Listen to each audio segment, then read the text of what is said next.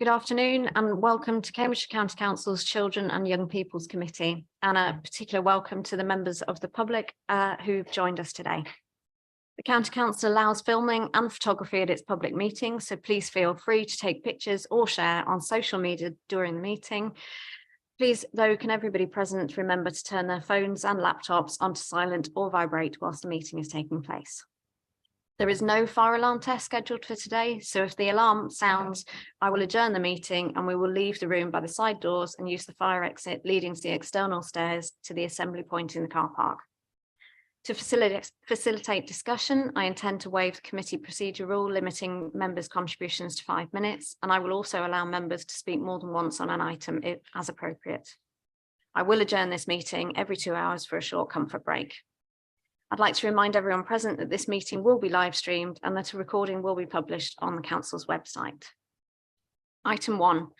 Item 1 is notification of a changed committee membership. Would the Democratic Services Officer please update us?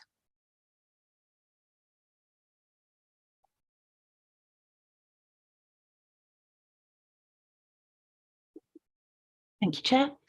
Councillor Michael Atkins was appointed as a member of the committee on the 16th of March 2023 and appointed as the Vice Chair of the committee by Council on the 21st of March 2023. Councillor Atkins succeeds Councillor Maria King, who was appointed as a substitute member of the committee on the 16th of March. Thank you, and please can we put on record our thanks both for all of the work that Maria gave to the Children, Young People and Committee, and welcome, Michael. Good luck. Item 2. Item 2 is apologies for absence and declarations of interest. Would the Democratic Services Officer please report any apologies? Apologies have been received from Councillor Prentice and from Dr. Andy Stone, who is the co-opted member representing the Roman Catholic Diocese of East Anglia. Thank you. Does any member wish to declare any disclosable pecuniary interest or non-statutory disclosable interest this afternoon? Nope. Which moves us on to item 3. Item 3 is the minutes of the meeting on the 8th of March and the minutes action log. Are members happy to approve the minutes as an accurate record this afternoon? Councillor Bradnam, please. Just a tiny modification. On page 4 of our agenda, on the third paragraph up from the bottom, round about the middle of that paragraph, the sentence says a new school had been planned, but had failed to materialise due, in her view, to financial mismanagement. Families continued to move into the school, some specifically for the school, and I think that meant families continue to move into the village, some specifically for the school. I think it was regarding the school. Shenda, is there anything? It just seemed as if, well, can we? I'm quite happy for somebody to check on the recording of the meeting at a later date and just check if the wording was right.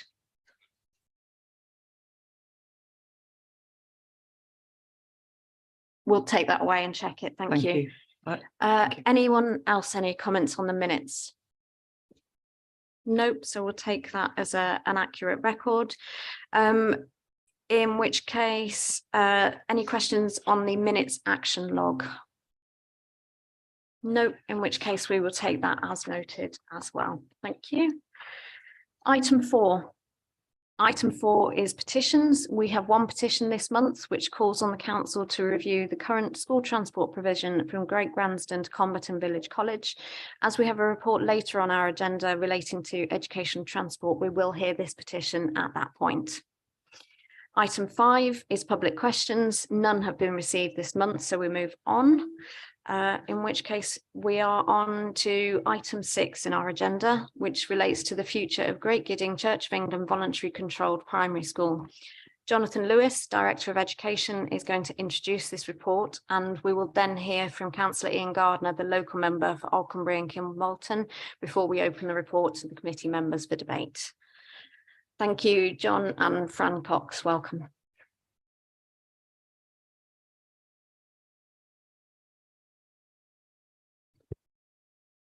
Thank you, Chair. So Obviously, today, this paper presents the final stage of the process around considering the future of Great Gidding Primary School.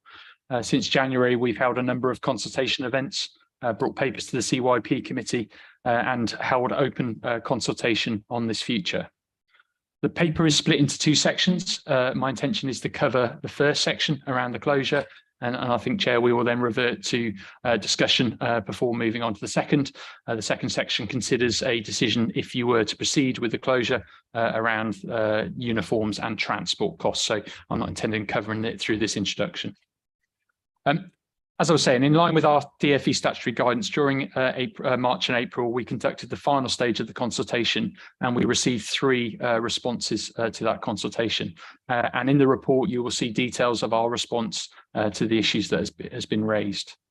I have to acknowledge this has been a very challenging process for all involved, including children, staff, parents, and the community.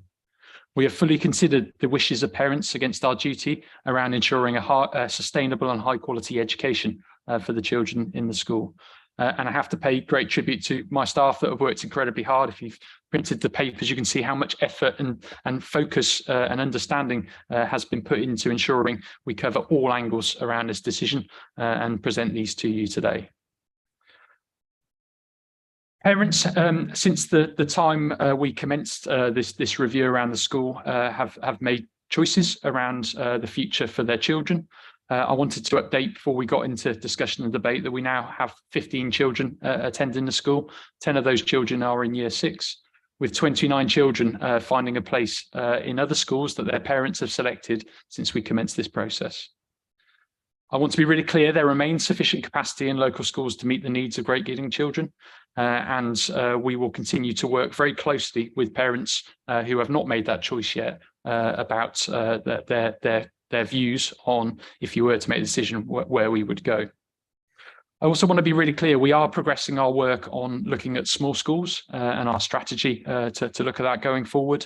And consider all options, as we have considered in this scenario, around that long-term planning to avoid a future scenario where we have to close a school. This is a very complex decision we have to make. It includes elements of demography, funding, parental choice, and other factors.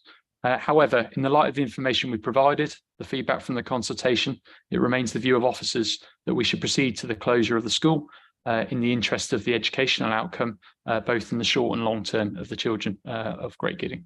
Thank you, Chair. Thank you.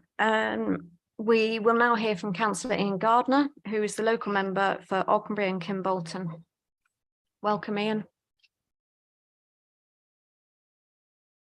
You'll have the usual 5 minutes with the traffic light system, as I'm sure you're aware. Thank you. Good afternoon, everyone. I would like to thank the Chair and Committee for allowing me to speak today as the local member for Auchenbury and Kimbolton Division, which includes the Giddings. The closure of a rural school is a momentous event, as you all know, as it will impact on Great Gidding and the surrounding villages and hamlets, all of which I represent, on how they develop and grow for the years to come. By closing a rural school, you are removing the very heart of a small rural community, which I represent as their local county councillor. Therefore, I cannot support this proposal. The way this consultation has been undertaken has led parents and residents to believe that the closure of the school at the end of the summer term 2023 was a foregone conclusion and has become a self-fulfilling prophecy, because of the number of parents already choosing alternative schools for their children. As the Director has already stated, 29 children have already been found places at other schools, as highlighted in the report. This in turn makes the school even less viable. So I would argue that the consultation was predetermined, and I know this is what parents and residents feel. As a parent, your first responsibility is to your child to ensure they are happy and settled at school, which the children at Great Gidding School were. But with the prospect of closure, parents have looked at alternative schools that they believe meet their children's needs, which is totally understandable, as parents do not want uncertainty for their children's education. On behalf of those parents, I would like to know the cost of this public consultation and the costs for decommissioning the site and where this money is coming from. I would also like to know how the authority has supported the staff during this period and whether they've been offered alternative employment. I do, however, welcome the recommendation in the report for financial assistance in the form of home to school transport or from the parental transport budget for all pupils at Great Giddings School on the 10th that were on the roll at the 10th of January, and the provision of a single payment for children who are on the roll at the 17th of January to assist with the purchase of uniform for their new school. This meets my request at the last CYP committee meeting for assistance to parents, as no parent should be worse off due to this administration's decision to close the school. I would like to ask the chair to invite officers to prepare a report regarding closure of rural schools, to look at the lessons learned from the closure of the Great Giddings School, to see how rural schools could be kept open, and if not, how the process could be improved, as well as examining the effect of closure of the school has had on children, staff and parents, and how those effects could be mitigated, and for this report to be brought back to the CY committee, say in January of next year. I did attend the Great and Little Gidding Parish Council meeting on the 18th of April. If the committee is minded to close the school, the Parish Council would like the former school playground, etc., to become a play area for the village of Great Gidding, as well as being kept abreast of any developments with regard to the school site. So I would hope that if the decision is to close, that then the parish council could at least be given the opportunity of working with the county council with regard to that, as I say, to become a play area. And finally, I would like to take this opportunity again in thanking the headmistress and the staff of Great Giddings School for the sensitive way they have dealt with this issue with the children and parents since the consultation process started. Thank you very much, Chair. Thank you, Councillor Gardner. Do any members of the committee have any questions for Councillor Gardner, please? Councillor Hay, please. It's not so much a question. I mean, say, Councillor Gardner states that children will have assistance if they're on the roll at 10th of January, which it clearly says on page 48, but later on pages 97, 98, 101, 105 and 108, it refers to both transport and uniform as being on the 17th of January. I'd just like clarity on that for the record. We'll check that with officers when they come back, yeah. Any questions for Councillor Gardner, please? No, thank you, Councillor Gardner.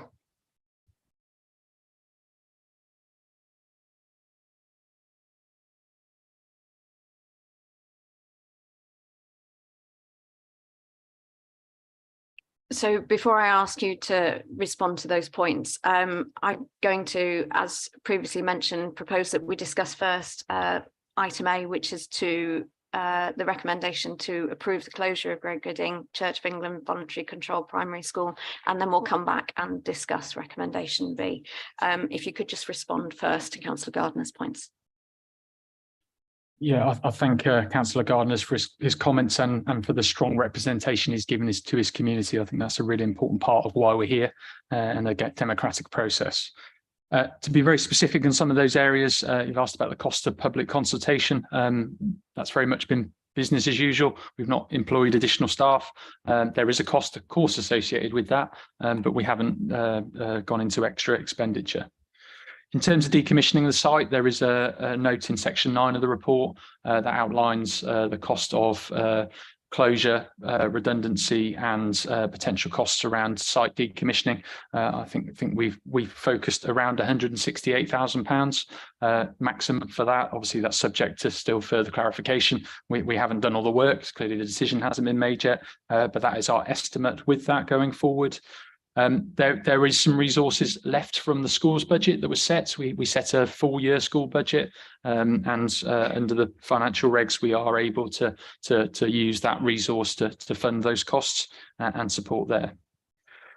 Really important point made around staffing. Staffing is hugely important, and again, I'm hugely grateful for the staff that have been hugely professional throughout this process.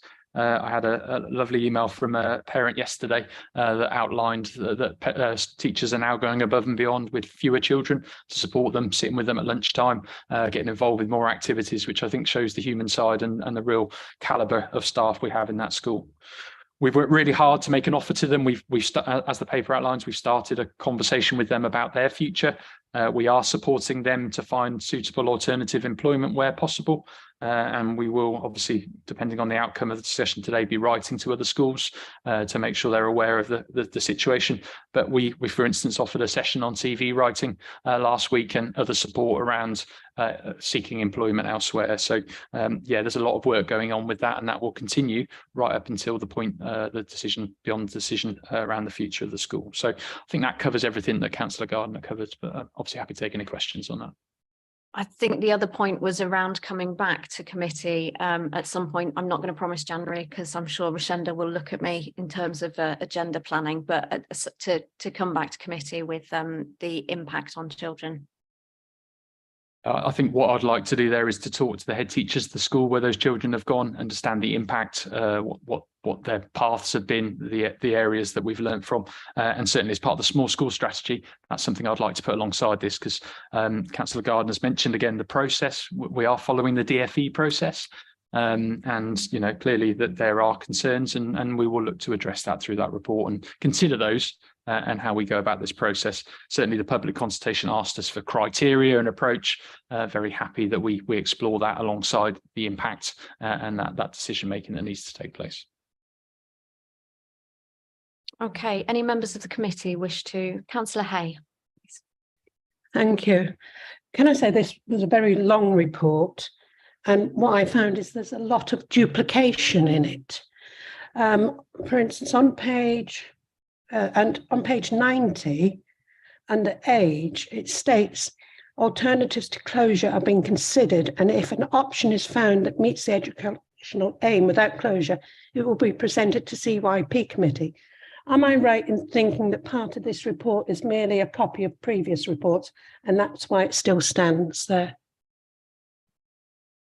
Yeah, we are required as part of the arrangements to, and I asked the very same question, community impact assessment and our closure proposals were, as per the start of the consultation, they remain fixed. What the main report does is it reflects on feedback, the changes, the thoughts, and you know, the sort of process and implementation we've been through. So they will be familiar to you, and that's part of the process. That's following the DFE guidance. Can I ask then, God forbid that this should happen again to another small school, if it can be made very plain in there which part is a previous report we've already seen, it just saves us having to read through it all twice. And also, if you could answer my earlier questions about the age, the date of which they need to be still at Gidding to claim for transport, etc. To the comment around duplication, very happy to do that if we forever get in this place again. In terms of the dates, everything is the 10th of January. So apologies that's been confused. I think the issue is we had the committee on the 17th. That's where the slight confusion has come. We're very clear it's the children that on the day we publish the reports, we would support through that process. So we'll come on to the detail of that later on in terms of some of the implication, because it's not a straight line. Some of it's to do with today as well, but we will certainly come back to that. But to clarify, 10th is the date we are working with.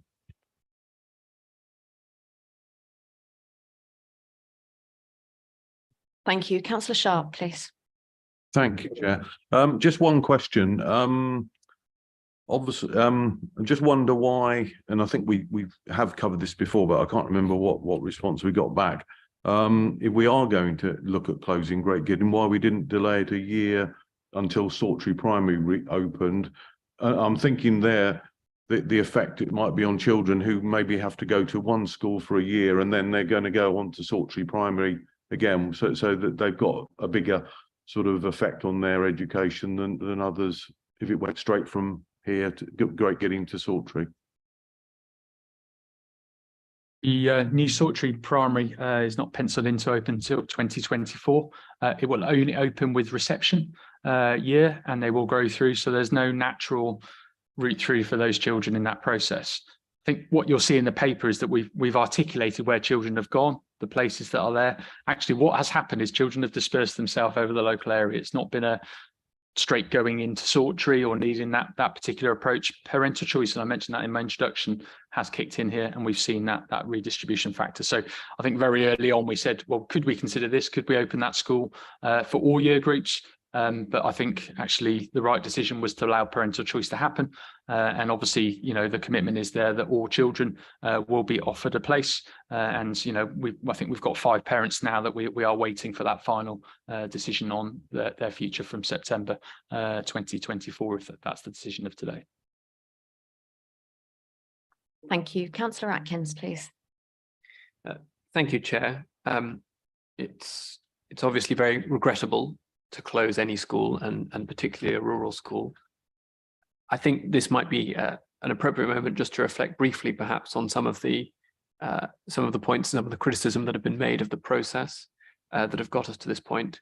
And again, I mean, I would like to echo the calls for a suitable report from officers to reflect on any learning that we can draw from this. And I do look forward to an updated small school strategy. I think that the main point that I would like to cover is to reflect that Great Gidding School did have, at the time that this process has been running, as well as having quite a small school roll, the very high percentage that were out of catchment meant that this was quite a fragile state of affairs. And previous comments have already highlighted that when the consultation started, this has given the sense of a self-fulfilling prophecy, and I completely understand where that sense has come from. However, there's also been a criticism that the consultation was left very late in the day and therefore felt a bit like a foregone conclusion. And I think the challenge that officers and I think lead members at the time had was potentially more could have been done in a public forum at an earlier stage, perhaps when all the options around federations and multi-academy trusts had not been fully explored. We could have, stuff could have been put in the public sphere at that point. But I think we've seen what happened when stuff entered the public sphere and when any kind of consultation or discussion was started.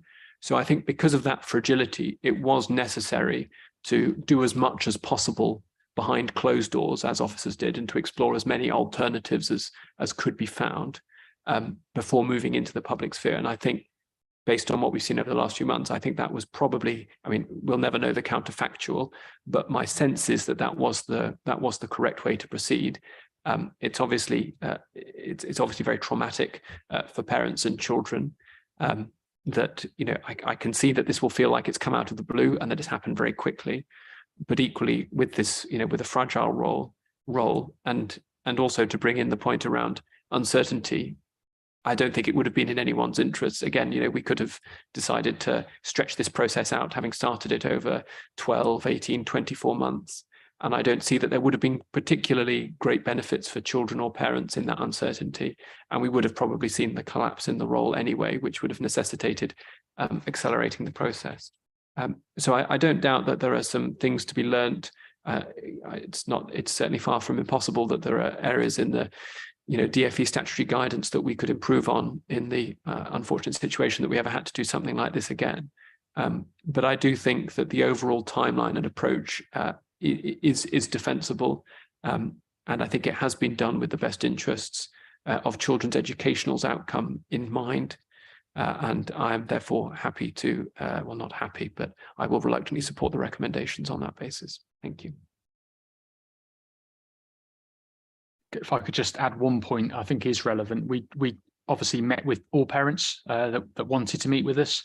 A number of them indicated to us that the structural move to 2 classes, which would have happened regardless of any other process we would have gone down, would have made their decision about moving elsewhere as well. So there are a range of factors, be it educationally, social, structurally, that drive change and choice in terms of parents, and particularly, and I think Councillor Atkins made a really good point there around out of catchment. There is flexibility and choice for those parents for the local school where they are for their catchment school. So I think we do need to reflect on this. I think it's not a perfect situation.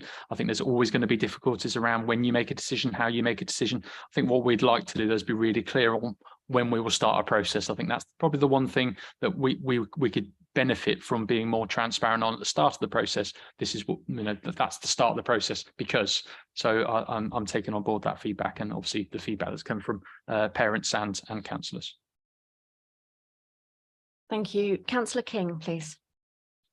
Thank you, Chair. To be honest, in my opinion, a vote to close this school is yet another example of this city-centric administration's continued and sustained attack on rural communities. We've heard time and time again about the positive from parents, about the positive educational outcomes that their children have been receiving and how vital this school is to the rural community of Great Gidding. It's interesting that on paragraph 6.1, the second bullet point, it says increased numbers on roll at Folksworth Primary will make that school more viable. Interesting bullet point there. Does that suggest that Folksworth isn't sustainable in your view? And is that next on your target list? Is this one of the reasons really behind your wanting to close Great Gidding School? Thank you. I think certainly not having a list. We don't have a list. I've been really clear. We look at all schools on merit. There are schools with smaller numbers than Folksworth that are currently operating and operating successfully.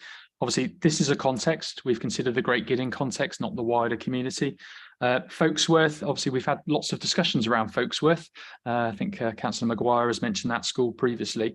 Certainly, what we've tried to show you in the report is that the consequences of one or two children do make a difference to a school. So, for instance, in the case of Folksworth, they've been able to absorb children within existing structures, and that will bring them more resources. So we're not saying one because the other, but the implication on a school of relatively few pupils is significant, and that's what the report has outlined. We want to. We've looked at this in the round. As I said, the children have gone where they want to go. At the moment, we've not placed anyone. They've chosen to go in those routes, but certainly from a perspective of sustaining those schools, and that's going to be one of the discussions through this small school strategy. How do we keep roles static? What sort of catchment areas might we look at? Other factors that is part of the consideration, but not in this decision, because ultimately the decision is in isolation of Folksworth. This is about the number of children in catchment and the sustainability of the school for an educational outcomes. So just to clarify then, the reason that Folksworth is mentioned is not because it is at risk in any way? Absolutely not, no. Thank you. Councillor Boulat, please. Thank you, Chair. So I have one clarification questions and one more difficult question. So I'll start with the more difficult one first. I think it's really important because it's a really difficult decision. It has been a very difficult debate every time we brought this to committee. I think it's really important to see a bit of the wider context on this. And I was really, really concerned looking a bit at the national picture around small schools. And it was really concerning to read some of the recent reports from the Institute for Fiscal Studies, for example, showing how school spending per pupil in 2024 actually remains about 3% below 2010 levels. And of course, it has very severe implications, especially for small schools and also maintained nursery schools UK-wide. And I also noted that the number of small schools has actually halved since the 80s and we're on a downward trend in this. So I guess the more difficult question is, are there any other schools which officers have considered potentially that could be at risk of closure? And how is our county, how does it fit into the national picture, which is not really positive, because we have the small schools having since the last 40 years, nearly a fifth of primary schools in England are located in hamlets and villages. And these schools are actually twice as likely, according to research, to close than the national average. So I'm wondering, how is our county fitting in the wider national trend, which is really, really concerning. And the question of clarification, there have been quite a lot of comments around numbers and forecasts and the accuracy of those forecasts. And I noted with interest, I was reading Mr. Vara's letter attached to the report, which is, of course, the local MP, which states that the council's demographic forecasts fail to take into account future housing developments. But then in the report in front of us, it does say that no relevant developments would affect the growth in the school children population. And actually checked the Huntingdonshire local plan, and I didn't see any kind of relevant development on this. So could you please just clarify this point? Is Mr. Vara right, or is the Huntingdonshire local plan right in this instance? Thank you. If I start with the second point, that's probably the more straightforward one. We obviously did speak to Huntingdon District Council. Their local plan has no big developments planned for the Great Gidding catchment. The only developments we have is infill housing that will create not enough children to sustain this. So I think that the statement from the MP is incorrect there. We have built in the known housing in that forecast. In terms of your sort of more general comments around the Institute of Fiscal Studies review and small schools more generally, and where we are, we have no other schools that we are considering closure on at this time. You know, I think we've already made that point, but to be really clear, that's not our intention. I think what we want to do, though, is to look at the models that we are operating out there. How best do we sustain schools in our communities, and plan to be ahead of any challenges that we may or may not have in that area. And interestingly, coming back to your local plan, getting much more involved with local plans to say there's a school there that it has capacity, will not need development funding necessarily, and we can sustain the community much better by building houses there. So that's a challenge for us, and I think our small school strategy may help us with that. I think very interesting, I was at a regional meeting last week in terms of the context, and this is the Eastern Region local authorities. And I mentioned the challenges we'd faced and the process we've been through.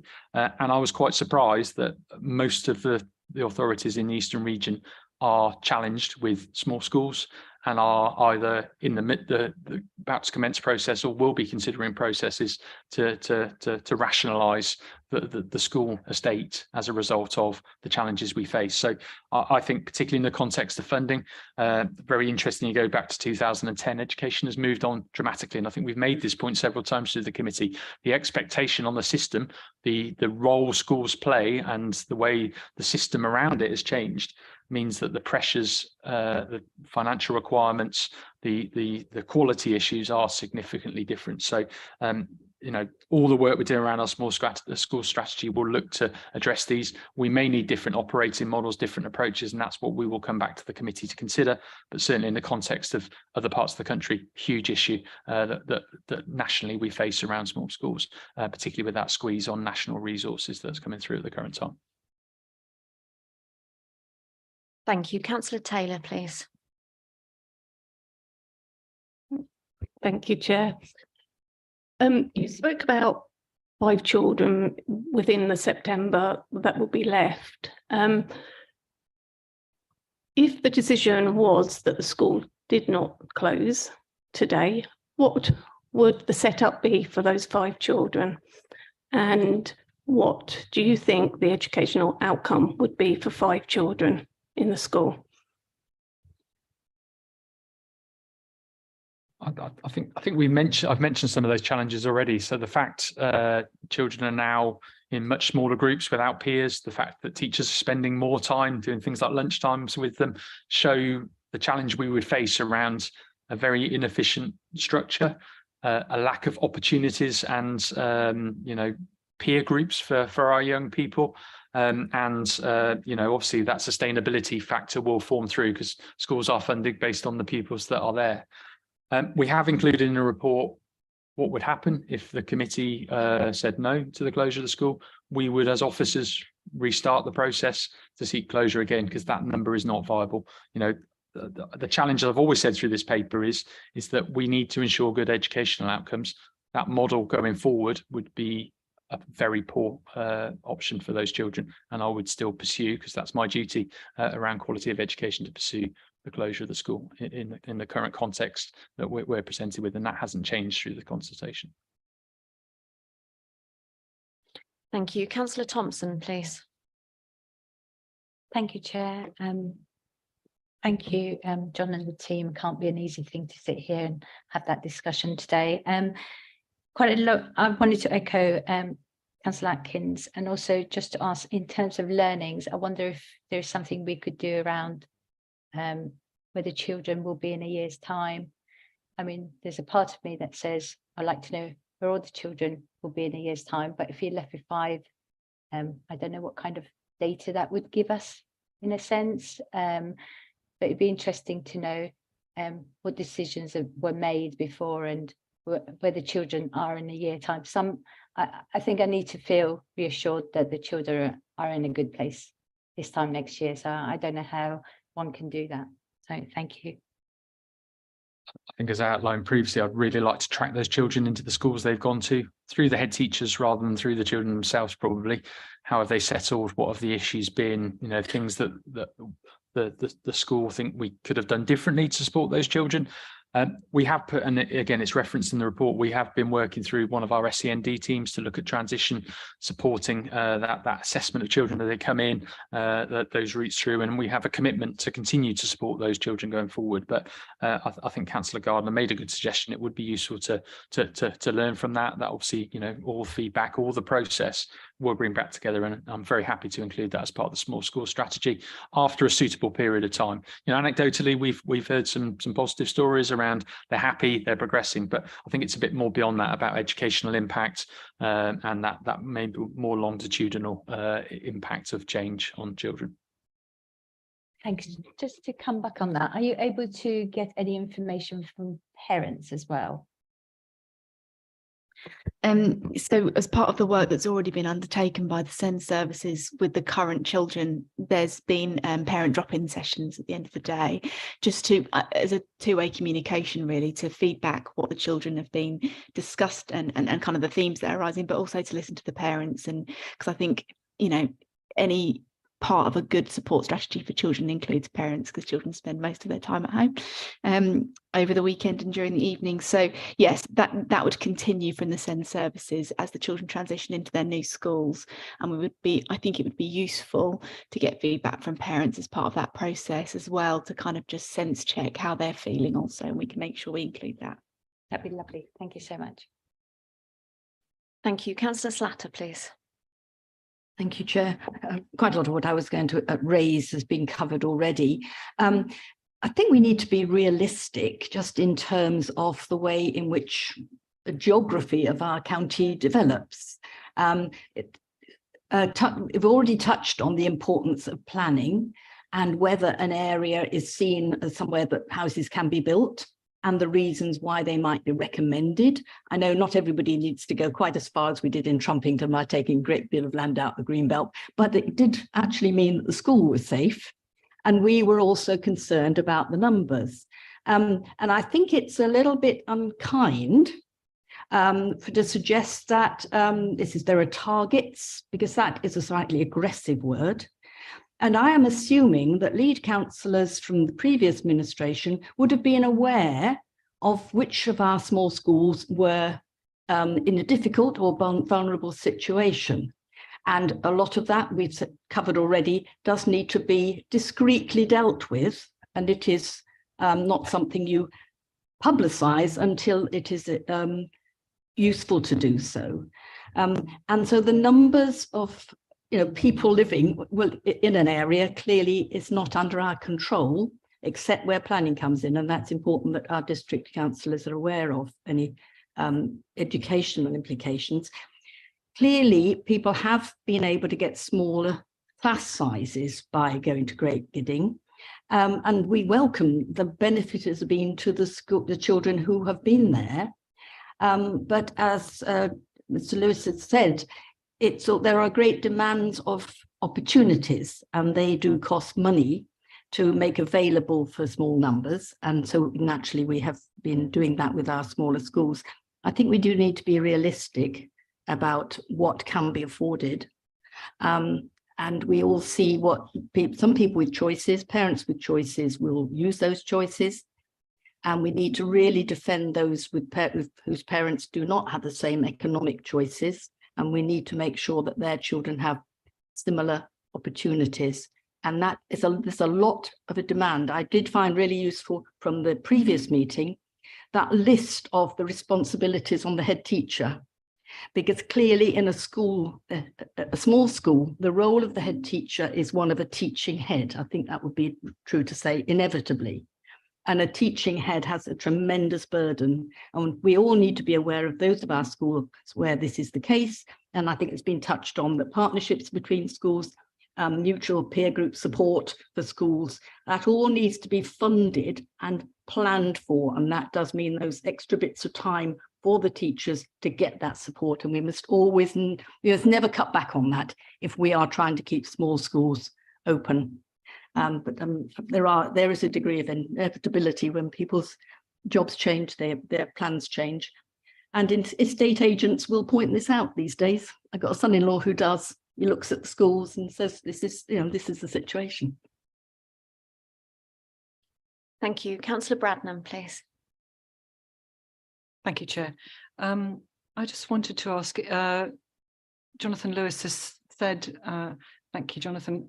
Sorry, can I also say, I just wanted to thank the officers for the careful and painstaking way in which they have presented reports to us and have responded to the questions and concerns raised by the parents at Great Gidding, of children at Great Gidding School. And I appreciate this is not an easy decision. It's not an easy recommendation for you to make to us. But I just wanted to thank you for the work that you've done, and also to the chair and others who have gone along and spoken to people at the school. You've said that it would be a good idea to do a review of our estate, as it were, and the number of small schools that we have.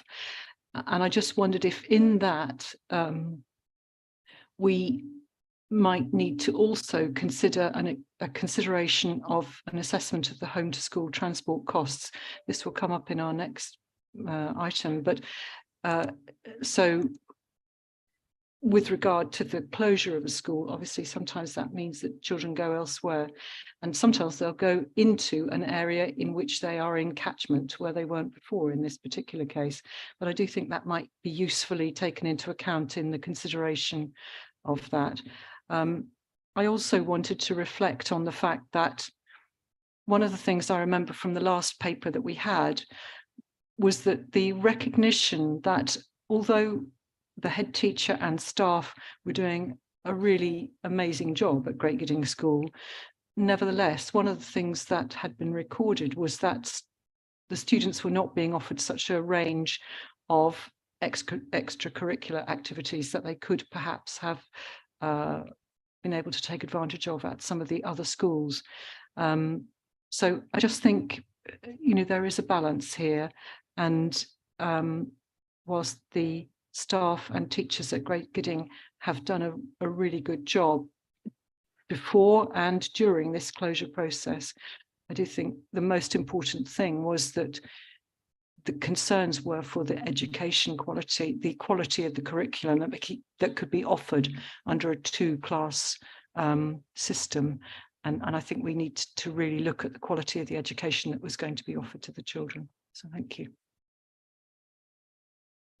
Thank you. I think you've read our mind with some of the factors that we're starting to build into that review of small schools. So homeschool transport, rurality as a measure would be one of those factors. But interestingly, you raised a point around extended entitlement, so things like after school club, but equally nursery. And I think if you've seen the government's proposal around changes in terms of entitlement, extending free childcare down to 9 months, and new opportunities that might create more sustainability, I think that absolutely would be part of the factor that we want to look at as part of those arrangements, and part of the assessment would consider those factors too. Could we provide it? Would that make the school more sustainable, or is it a factor meaning we couldn't because of the size of the school? So both of those issues are very much part of our thinking at this stage around the work we do, and ensuring sustainability, because that's what that strategy would focus upon.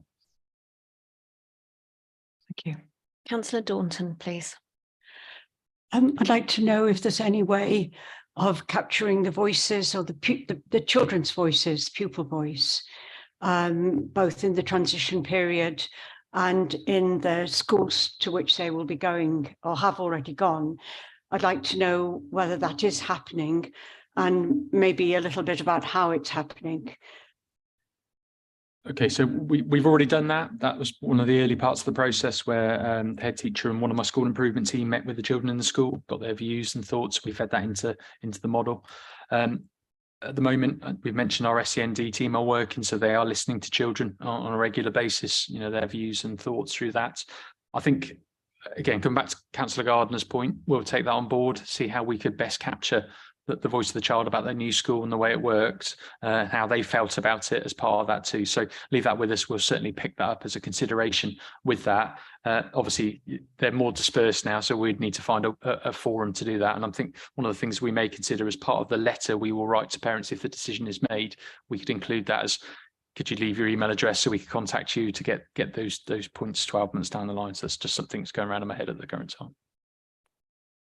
Just to give a tangible example of some of the work that's already been undertaken around capturing that pupil voices, children who have already chosen, or parents that have already chosen to move children to new schools, our services have come into school and work with them on developing an individual pupil passport, which kind of specifies their wishes, their feelings, their likes, their dislikes, and that's gone with them to their new school, and equally being worked at their new school to make sure that they settle in well. So that's a really good example of something that we can do to kind of support that transition from a pupil basis.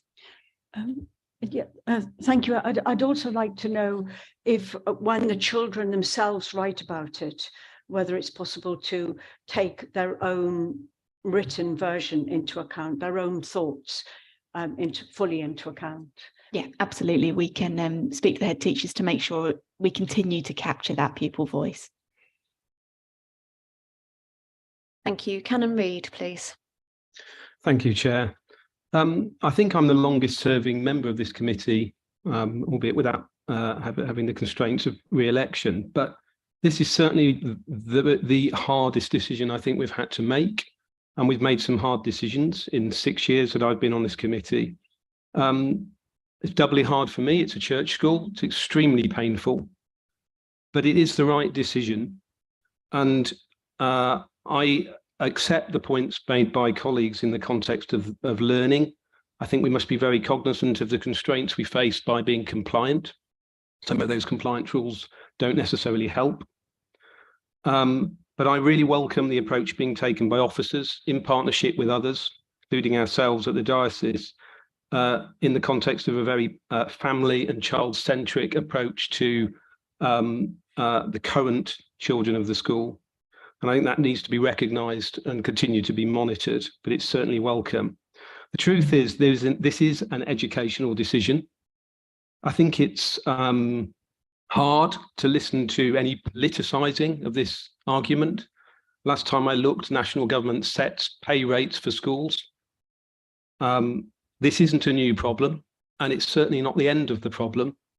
And I would welcome us not thinking too much about characterising it as small schools, because many of our schools are struggling day to day, as we know, on very tight budgets. Many of our bigger schools have small school characteristics in a way that they didn't used to. And that just brings me on to a final point. I think over the last 6 years, this committee at best, of which I've been a part and pleased to be a part, has been ambivalent on structures, at times pretty anti, for example, academy structures. But I don't remember too many discussions about hard federations either. And I think one of the lessons we need to learn from this, not that it would in this particular case have made too much difference, is not allowing schools to become isolated. We don't talk enough about structures, in my view, and it is small schools become big schools within strong structures. And many of our schools in Cambridgeshire are not in strong structures at primary level. And I think I'd very much welcome what was minuted last time, which was that a plan for provision and place planning in the context of strong structures, whether it be academies or other structures, are really welcome and overdue in the context of coming to this committee. Thank you. Thank you. Councillor Hoy, please. Yeah, I'll keep my comments very brief because I think there's little point in saying much more. I think we all know how the vote's going to go. I think it's been clear from the beginning. I remember in the first spokes meeting, we weren't even going to go as far as these 3 meetings. It was just going to be 2 meetings. So I think it's fair to say parents felt they knew how it was going to go, and they've been proved right. Councillor Slatter mentioned about schools being vulnerable and there being a list, and people might have known about it in the past. I do vaguely remember there being some kind of list. I will try and dig it out in my emails. It's strange now, though, that I do remember there being some South Cambs schools on there, and now the list has disappeared. We maybe could speculate as to why that is, but I will look forward to trying to find the email, which I'm sure I've got somewhere. Just because the school is vulnerable doesn't mean it does need to be closed. There are other things we can do. I know it's obviously people are looking to justify their reasons from closure by talking about 5 children. We know the reason the numbers have gone down. Parents warned us months ago and said the numbers will go down once you announce the closure and the consultation. And lo and behold, they were right. And I think a lot of the parents said on the first meeting, I remember there was quite a few that came to speak and said, you know, this is a done deal, and they were promised. There was sort of merely words in the press release that went out that it was a consultation. People in the to try and sort of be unshamed from voting the way they did said, oh no, it's just a consultation, we do want to listen. The parents were right. No one ever wanted to listen. This decision was made months ago. Nothing that anyone said made a jot of difference because everyone's mind had already been made up. And what I find most sad about it all, to be honest, is this is the first time I've ever read a report, and there might have been more that I've missed, but the first time I've read a report where the actual impact statements are in there in such a personalised way from the people. And I don't know who it was that had written about their child, but it actually made me really upset when I read it. And I'm not just sort of saying that for the benefit of, you know, the debate. I genuinely was really upset because how much that school has impacted on their child, and for positive, you know, because whilst there are negatives of having a small school, there are a lot of positives of how children can be nurtured, especially if they've got a lot of problems socially. And I just think it's a real shame. Thank you. I think that's everybody who indicated they wish to speak, in which case I'm going to take a vote on recommendation A, which is to approve the closure of Great Gidding Church of England voluntary controlled primary school on the 31st of August 2023. All those. Chair, sorry, may I ask for a recorded vote on A? Only if you have enough people, I think, is what Rishenda's about to say to me. Yes, you may.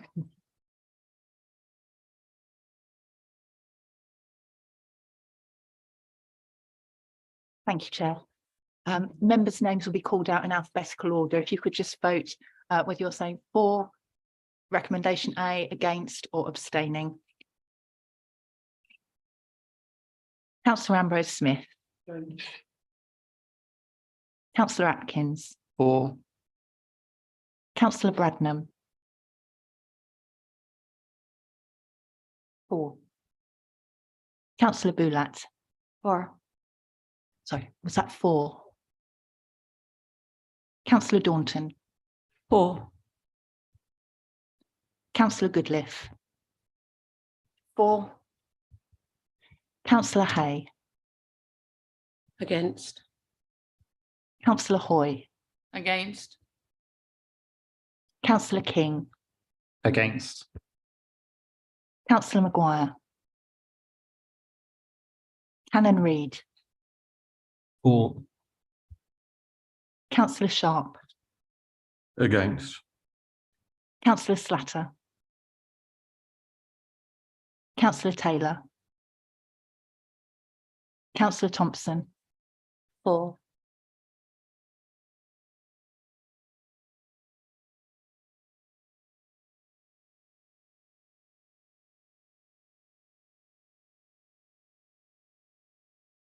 The recommendation is carried by a majority vote of 9 in favour, 6 against. Thank you, Rishenda. We move to recommendation B, which is to approve for the children displaced by the closure, the provision of financial assistance in the form of home to school transport or a mileage allowance, and the provision of a single per child payment to assist with purchase of uniform for their new school. Does anyone have any questions or comments about this recommendation? Oh, John, did you want to say something first too? I think it may be helpful just to pull out a little bit of the detail in relation to those. So these areas have come from feedback we've received from parents, areas of concern they've identified and wished the committee to consider. So there are 2 in the report. Firstly, around uniforms. Officers have reviewed the cost of uniform given the displacement that has come through this route. The officers recognise the financial burden that rests on parents of purchasing another uniform, And in 7.3.3 of the report, we have a table that outlines the cost of uniform for the feeder schools that are in the local area, and we've confined that to the local area. And it's our recommendation for you to consider that we create an allowance, and it is an allowance. It's a fixed amount of money based upon the minimum amount of uniform for a school. So we've considered things like branded uniform that's required, as opposed to necessarily needing a pair of shoes, for instance, which a parent would have to provide regardless of the situation. So we would like you to consider that one-off funding allocation to parents. And in terms of transport, obviously we, as a result of this decision, the catchment will be changed for Great Gidding to feed into Salttree. So all children in the current Great Gidding catchment, we would seek to provide LA provided transport, so be that a taxi or a minibus or a coach to transport them to school. But given the displacement of other parents, we would seek to offer a mileage allowance, and this is using the exemption that you have as a committee around our transport policy, and offer a mileage allowance for four journeys a day to transport their child to the school that they have chosen within that list of schools outlined in the report. So we want to provide support. They have been displaced as a result of these arrangements, but we wish to make a very clear policy statement on both areas around a fixed amount for uniform and a fixed approach in terms of transport. So we'd very much welcome your support with the officer recommendation that is offered to all parents as a result of this decision. Thank you. And that would stand for children who are on roll in the 10th of January and last until the end of this current phase of education. Is that correct? Yeah, we would seek to backdate the uniform costs, because obviously they were purchased some time ago. Transport would become enacted from the date of the decision of the committee, which will technically be next Tuesday, I believe. So that's when the transport funding would start to kick in. It's been parental choice up to that point, because the school has obviously been still open and no decision on its future. Can we just check that the audio is working properly? Because we could hear that in the room, but I'm not sure it would have gone onto the recording, because it was the electronics were going in and out.